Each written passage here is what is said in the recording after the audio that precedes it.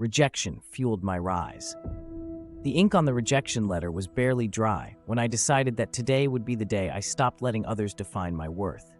The crisp paper trembled in my hands, a stark reminder of the dreams I had so meticulously crafted, now seemingly shattered. But beneath the weight of disappointment, a spark flickered, an idea, an epiphany. What if I could write my own acceptance into the life I truly wanted? A life designed not by the expectations of others, but by the desires of my own heart. I stood in the small, cluttered apartment that had been my sanctuary and prison, surrounded by the artifacts of past ambitions and half-begun projects. The walls seemed to whisper forgotten hopes, but I refused to be haunted. I picked up a pen, the same pen that had once signed off on dreams deferred, and started scribbling furiously. This was my manifesto, my declaration of self-worth, and with each word, I felt the chains of doubt start to loosen.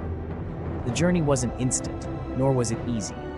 I traded countless sleepless nights for moments of clarity, exchanged comfort for the exhilaration of risk. I ventured into the unknown, seeking opportunities that aligned with my newfound vision.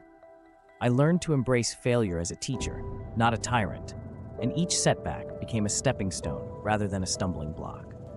Slowly but surely, the life I once only dreamed of began to take shape around me, molded by the hands of resilience and the heart of determination. In the end, the lesson was clear. Life's true acceptance doesn't come from a piece of paper or the approval of others, but from the courage to forge your own path. The rejection letter became my catalyst, a testament to the power of self-belief. As I stood on the threshold of my new reality, I realized that the greatest triumph was not in what I had achieved, but in who I had become. And that, in itself, was the most profound acceptance I could ever receive.